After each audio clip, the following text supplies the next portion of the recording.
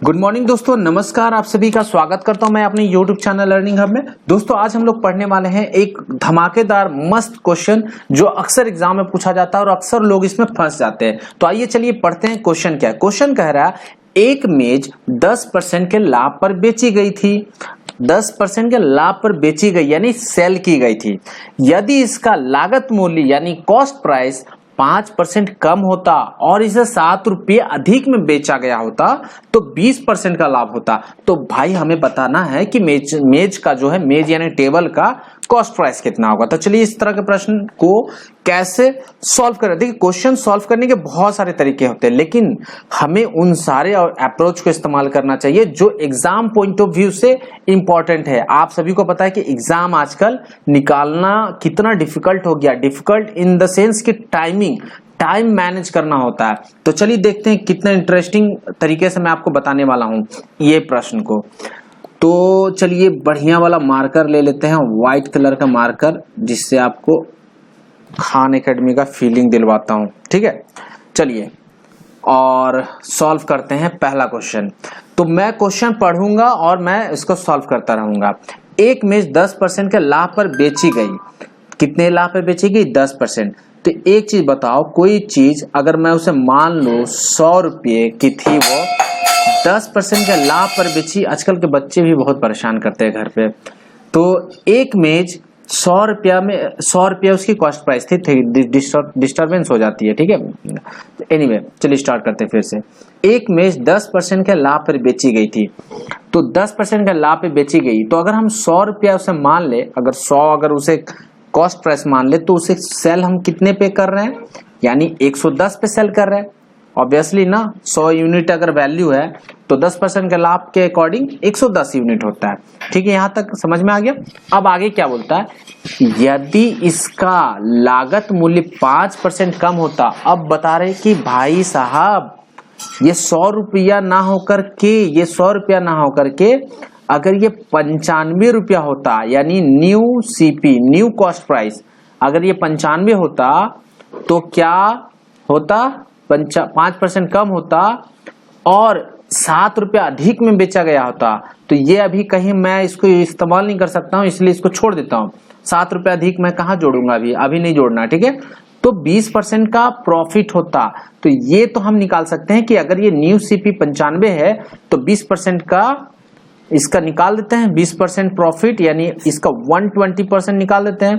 तो ये 2 1 0 काट देते हैं।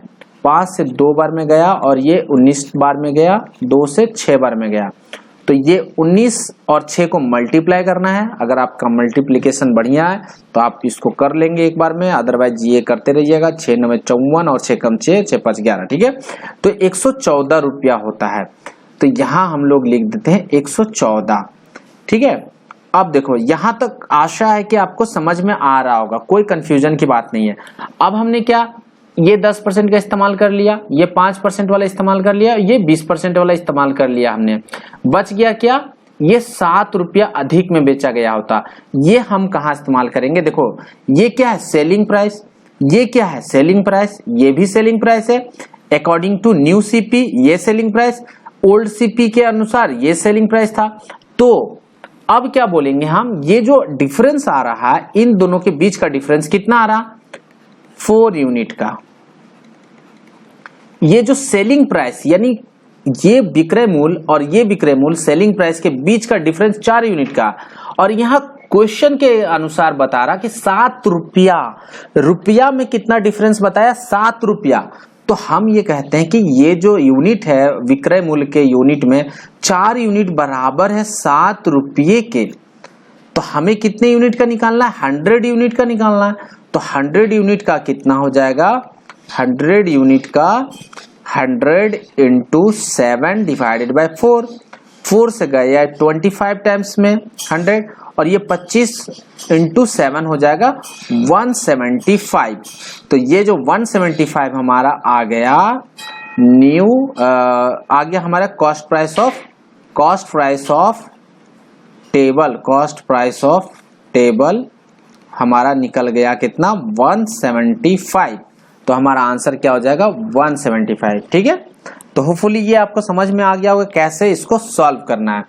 कुछ नहीं सॉल्व करना है, कोई आपको ज्यादा दिमाग नहीं लगाना है, बस आपको मैंने अभी समझाने में इतना समय लिया। अगर आपको ये क्वेश्चन एग्जाम में आ जाए तो आप डायरेक्टली आप ये करना, ये मैं एक बार रिवीजन के पॉइंट ऑफ व्यू से आपको बताना चाहता हूं, जिससे कि अगर जो बंदे नहीं भी समझे वो इसको ध्यान पूर्वक देखें। ठीक है, ये 10% लाभ पर बेचा, यहाँ तो 100 होगा, यहाँ 110 हो गया, 110 हो गया, यहाँ तक बेसिक आप सभी समझ गए होंगे। 5% कम, तो यहाँ पे 5% कम, इसका 95 हो गया। ये 20% जो बता रहा है यहाँ पे 20% एक्स्ट्रा, 20% प्रॉफिट होता है 7 रुपये अधिक, तो ये इसका डायरेक्टली आप इसका 20% निकालोगे तो 114 होता है। इन दोनों के बीच का डिफरेंस जो है आ रहा है 4 यूनिट, यानी 4 यूनिट बराबर हो जाएगा 7 रुपया। तो ये जो रुपया है विक्रय मूल्य के बीच का यूनिट का डिफरेंस है, तो ये हमें कितना निकालना, 100 यूनिट का निकालना। तो 100 इंटू 100 को मल्टीप्लाई कर देंगे 7 से और डिवाइडेड बाय 4 हो जाएगा। तो 4 से 25 बार में गया, 25 सत्ते 175, तो 175 हमारा आंसर हो गया।